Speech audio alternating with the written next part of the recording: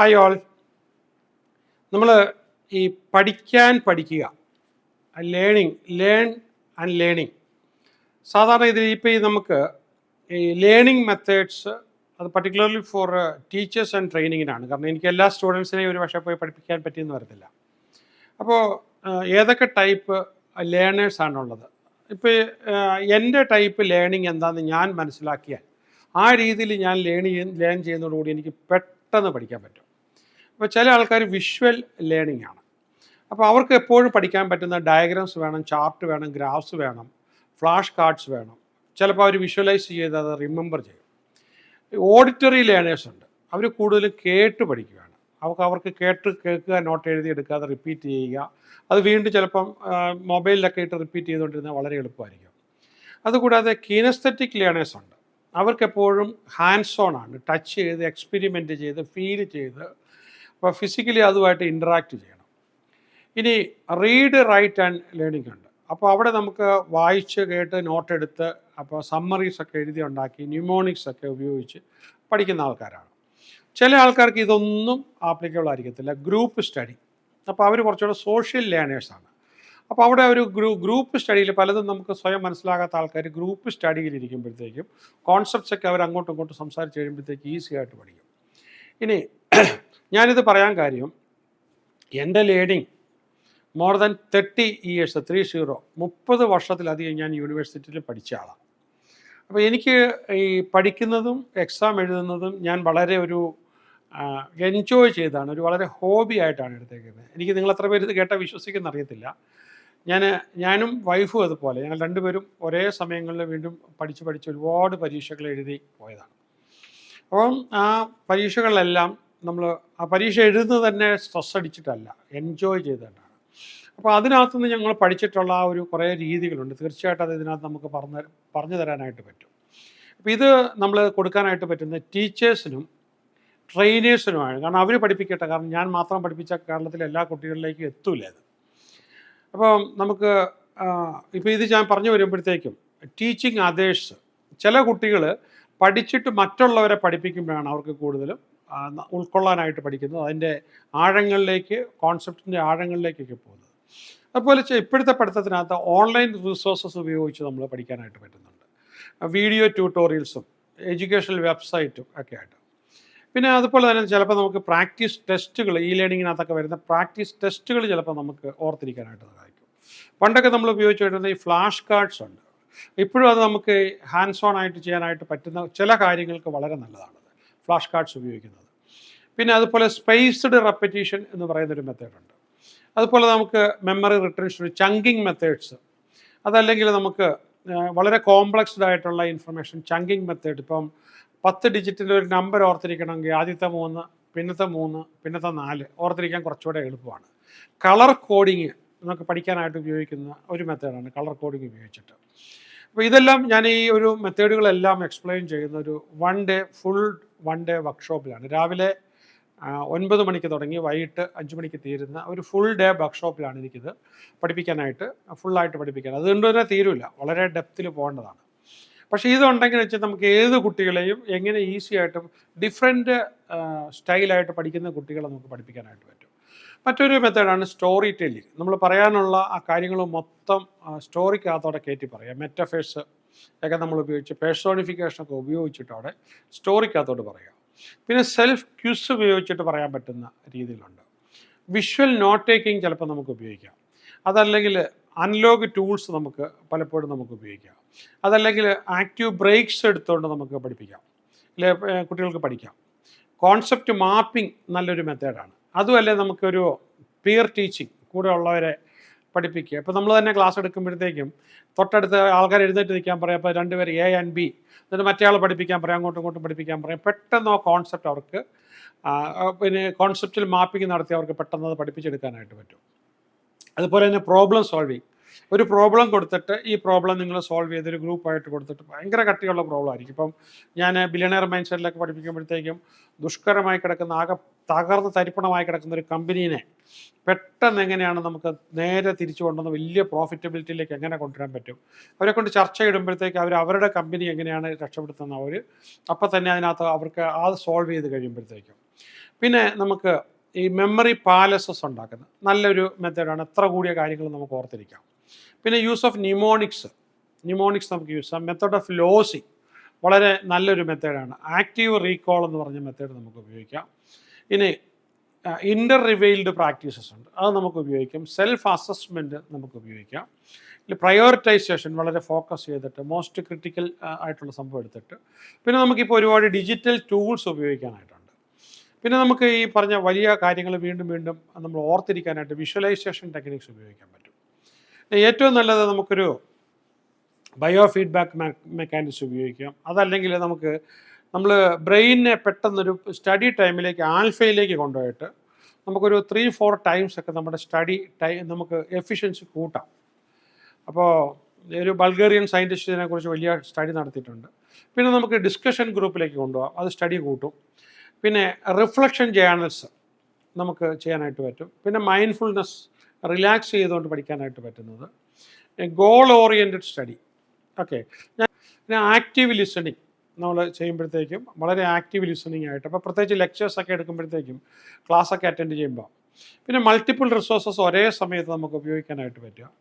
പിന്നെ ഈ പ്രാക്ടീസ് വിത്ത് past exam papers, ഇപ്പോൾ IAS ഉപയോഗിക്കുന്നത് ഈ ഒരു മെത്തേഡാണ്.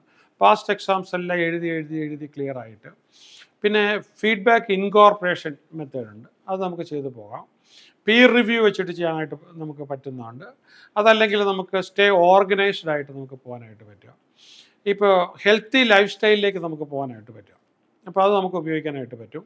പിന്നെ അതുപോലെ തന്നെ വിഷ്വലൈസേഷൻ ആൻഡ് പോസിറ്റീവ് ഇമേജറി നമുക്ക് ചെയ്യാനായിട്ട് പറ്റും. നമുക്ക് ഈ ഒരു കാര്യത്തിനകത്ത് ഇപ്പോൾ ഞാൻ പറഞ്ഞുകൊണ്ടിരിക്കുന്ന ഈ മൾട്ടിപ്പിൾ ടൂൾസ് ഒരേ സമയത്ത് നമുക്ക് ചെയ്താലൊരു ഗുണം.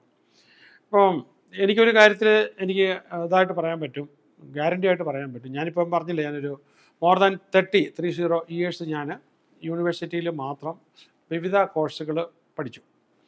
അപ്പോൾ എൻ്റെ ഈ എക്സാം അല്ലെങ്കിൽ ലേണിംഗ് മെത്തേഡ്, സ്റ്റഡി മെത്തേഡ് എടുത്ത് ഉപയോഗിച്ച് കഴിഞ്ഞാൽ എനിക്ക് ഉറപ്പാണ് എൻ്റെ മുന്നിൽ എനിക്ക് ഓർഗനൈസ് ചെയ്യാനൊന്നും ടൈമില്ല.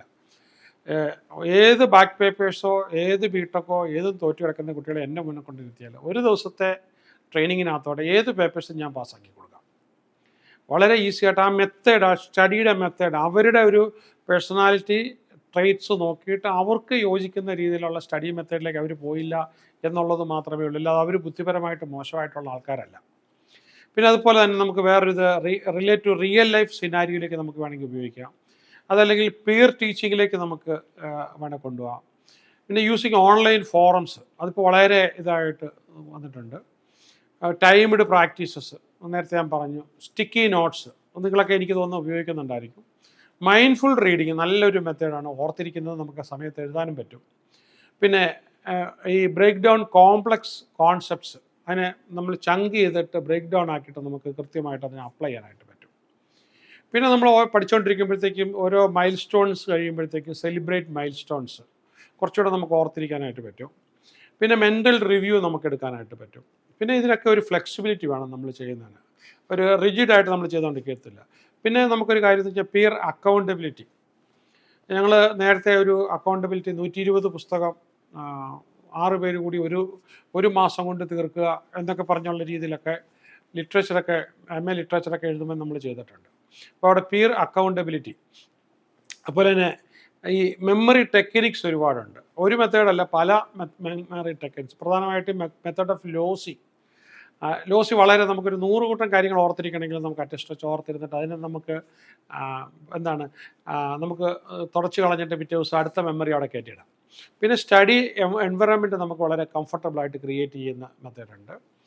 പിന്നെ ചേഞ്ച് ലൊക്കേഷൻസ്, നമ്മൾ പഠിച്ചുകൊണ്ടിരിക്കുന്ന ലൊക്കേഷൻസ് മാറി പാരഡൈം ഷിഫ്റ്റ് എന്നൊക്കെ പറയും. പിന്നെ ചിലതിനകത്ത് നമുക്ക് മോക്ക് ഇൻ്റർവ്യൂ ഒക്കെ ചിലപ്പോൾ ചില കേസിനകത്ത് സഹായകരമാണ്. സോക്രറ്റിക് ക്വസ്റ്റ്യനിങ് നമുക്കൊരു മെത്തേഡാണ്.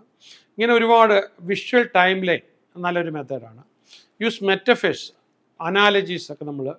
പിന്നെ അതുപോലെ തന്നെ പിന്നെ ചിലപ്പോൾ നമുക്ക് ചില കാര്യത്തിനകത്ത് ഇൻട്രാക്ട് വിത്ത് പ്രൊഫസേഴ്സ്, അവരെ അണ്ടർസ്റ്റിമേറ്റ് ചെയ്തിട്ട് കാര്യമില്ല. ചിലപ്പോൾ നമ്മൾ വർഷങ്ങളോളം എടുക്കുന്ന സാധനം അവർക്ക് നിസ്സാരമായിട്ട് പറഞ്ഞു തരാനായിട്ട് പറ്റും. പിന്നെ പോസിറ്റീവ് സെൽഫ് ടോക്ക്, എവിടെയൊക്കെ നമുക്ക് ബുദ്ധിമുട്ട് വരുന്ന അവിടെയൊക്കെ ഒരു അഫർമേഷൻസ് കൊടുത്തിട്ട് നമുക്ക് മുന്നോട്ട് പോകാം. പിന്നെ ക്രിട്ടിക്കൽ റിഫ്ലക്ഷൻ നമുക്ക് വളരെ സഹായകരമാകാറുണ്ട്. മൾട്ടി സെൻസറി ലേണിംഗ്, ഇന്ദ്രിയങ്ങളെല്ലാം ഒന്നിച്ചു വെച്ചുകൊണ്ടുള്ള ലേണിംഗ് വളരെ സഹായകരമായിരിക്കും. പിന്നെ എപ്പോഴും നമ്മൾ പഠിക്കുമ്പോൾ ഇടയ്ക്ക് അല്പാൽപ്പം വെള്ളം ഓരോ 20 മിനിറ്റിലും മാക്സിമം അരമണിക്കൂറിനകത്ത് അല്പാൽപ്പം വെള്ളം കഴിക്കുക. ചില വൈറ്റമിൻസ് നമുക്ക് ആഡ് ചെയ്തുകൊണ്ട് പഠിക്കുന്നത് നമ്മുടെ പഠനത്തിൻ്റെ എഫിഷ്യൻസി കൂട്ടും. പിന്നെ അതുപോലെ തന്നെ നമുക്ക് ഈ ഓൺലൈനുമായിട്ട് സൈബർ ലേണിംഗ് ഇൻട്രാക്ട് ചെയ്തുകൊണ്ട് നമുക്ക് ചെയ്യാനായിട്ട് പറ്റും. ഈ ആക്സിലറേറ്റഡ് ലേണിംഗ് എന്ന് പറഞ്ഞൊരു മെത്തേഡ് തന്നെ ഞാനത് ഒരുപാട് കാലമായിട്ട് പ്രാക്ടീസ് ചെയ്യുന്നു. Multi sensory learning. പിന്നെ ഈ learning style action learning, adaptive learning, critical learning, affective learning, blended learning, Bloom taxonomy, ഇല്ലെങ്കിൽ നമുക്ക് brain based learning, cognitive learning, reflective learning, ഇല്ലെ മെറ്റാ കോഗ്നിഷൻ നമ്മൾ ലേണിങ്ങിനെടുത്ത് ഉപയോഗിക്കുക, social learning, collaborative learning, enquiry based learning, അല്ലെങ്കിൽ cross disciplinary learning, faster learning method നമുക്ക് ഒരുപാട് ഉപയോഗിക്കാനായിട്ട് പറ്റും. ഇപ്പോൾ ഗെയിമിഫിക്കേഷൻ നമുക്ക് ചെയ്യാനായിട്ട് പറ്റും. അതുപോലെ തന്നെ ഈ എനർജി മാനേജ്മെൻറ്റ്, ആ എക്സാമൊക്കെ അടുത്ത് വരുന്ന സമയം, പിന്നെ ഡ്യൂറിങ് ദ എക്സാമൊക്കെ എങ്ങനെയാണ്. ഇപ്പോൾ അടുത്ത കാലത്ത് വരുന്നേക്കുന്ന മൊബൈൽ ലേണിംഗ്, പിന്നെ മൾട്ടി മോഡൽ ലേണിംഗ് എന്ന് പറയുന്നത് അത് ഈ അടുത്ത കാലത്ത് കുറച്ച് പോപ്പുലർ ആയിട്ടുണ്ട്. പിന്നെ മൾട്ടിപ്പിൾ ഇൻ്റലിജൻസ് നമുക്ക് ഉപയോഗിക്കാനായിട്ട് പറ്റുക, peer learning, personalised adoptive learning, അല്ലെങ്കിൽ നമുക്ക് സ്റ്റഡി ഗ്രൂപ്പിനകത്ത് ഇരുന്നുണ്ട്, VARK ഒരു ക്വസ്റ്റ്യനർ ഉണ്ട്. പിന്നെ നമുക്ക് നമ്മുടെ പേഴ്സണാലിറ്റി എന്താണെന്ന് മനസ്സിലാക്കാനായിട്ട് ഇൻഡെക്സ് ഓഫ് ലേണിംഗ് സ്റ്റൈൽ എന്ന് പറഞ്ഞിട്ടുണ്ട്. അതല്ല നമുക്ക് ഈ കോൾബിൻ്റെ ഒരു ലേണിംഗ് സ്റ്റൈൽ ഇൻവെൻറ്ററി ഉണ്ട്. അതല്ലെങ്കിൽ നമുക്ക് പിന്നെ ഹണി ആൻഡ് കംഫർട്ടിൻ്റെ ഒരു മെത്തേഡുണ്ട്.